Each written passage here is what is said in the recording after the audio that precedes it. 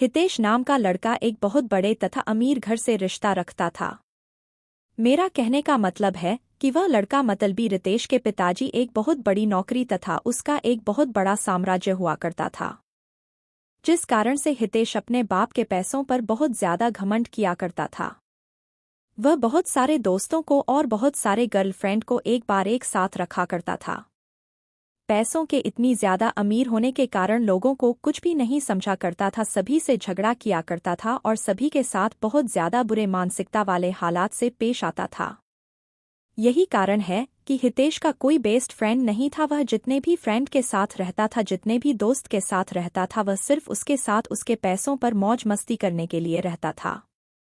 लेकिन जब हितेश किसी मुश्किल में फंस जाता था तो कोई भी दोस्त उसकी मदद करने के लिए बिल्कुल भी आगे नहीं आता था।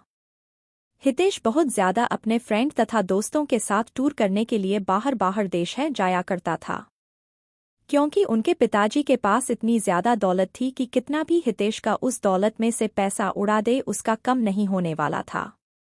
इस कारण से हितेश उस दौलत को लेकर बहुत ज्यादा घमंड किया करता था और हमेशा अपने दोस्तों को बहुत ज्यादा पार्टी दिया करता था और फिर उसके साथ घूमने के लिए जाने के लिए कहा करता था।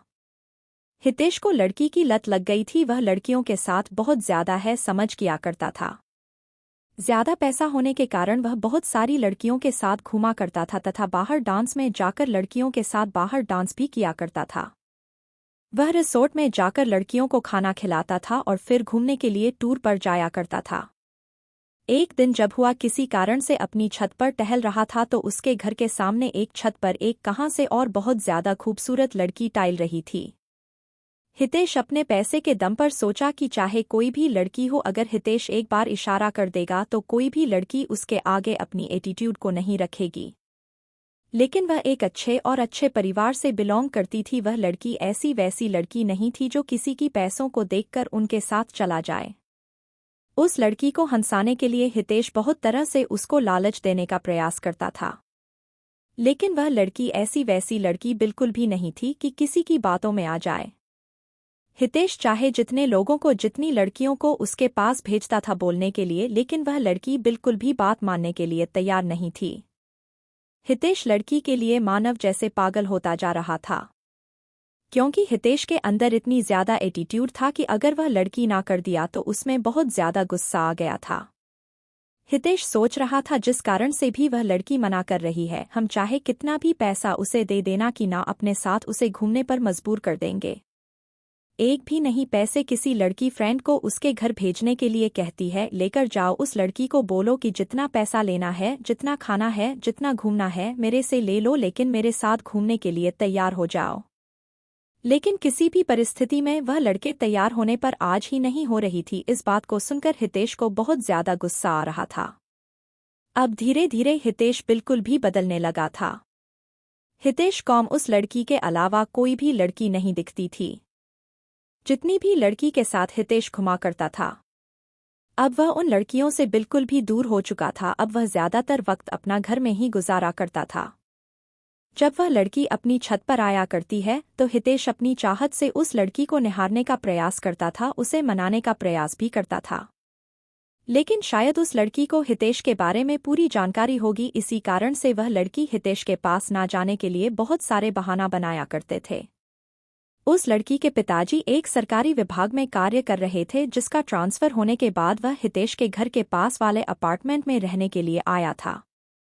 वह लड़की दूर से आने के कारण उसका कोई दोस्त नहीं था।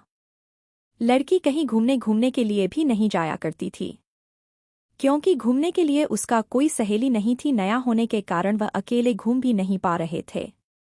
ऐसे तो वहां के ज्यादातर लड़कियां अच्छे स्वभाव की नहीं थी, जिस कारण से उस लड़की को कोई भी सहेली पसंद नहीं आ रही थी। हितेश उस लड़की को हमेशा ही याद किया करता था, लेकिन ऐसा कुछ भी नहीं हुआ। कुछ भी ना बीत जाने के बाद वह लड़की अपने अपार्टमेंट को छोड़कर जाने ही वाली थी, क्योंकि उसके पिताजी एक सरकारी ऑफिसर थे और उसका ट्रांसफर 3 महीने में दूसरी जगह हो जाया करता था। जैसे ही उस शहर में उसे केदारी का 3 महीने गुजर गया, उसकी ट्रांसफर अब किसी दूसरे जगह हो गया था। ऐसे में हितेश बहुत ज्यादा दुखी रहने लगा था, क्योंकि वह जिसे प्यार करता था कभी भी उसे वह बात नहीं कर सका था। जैसे ही इस बात की जानकारी हितेश को हुआ बहुत ज्यादा दुखी हुआ और सोचने लगा कि मेरी क्या गलती है कि मुझे वह लड़की आज तक सही से देखा भी नहीं। लेकिन माना कि था उस शहर में उस दिन अंतिम दिन था। हितेश आता था कि उस लड़की से मुलाकात करके कुछ बात किया जाए। जब वह लड़की बाहर जा रही थी तो हितेश नहीं जा रहा था। जैसे ही लड़की देखा तो हितेश रुक गया। हुआ है लड़की हितेश के पास जा पहुंची थी और हितेश को कह रहे थे कि मुझे आपसे कुछ बात करना है। वह लड़की है देश को कहता है कि आपके अंदर पैसों की बहुत ज्यादा घमंड है और आपने बहुत सारी लड़कियों की जिंदगी को बर्बाद किया है, जिस कारण से भगवान तुम्हें यह सजा दिया है कि कोई भी अच्छी लड़की तुम्हें मिलना तो दूर की बात है, तुम्हें दिखेगी भी नहीं।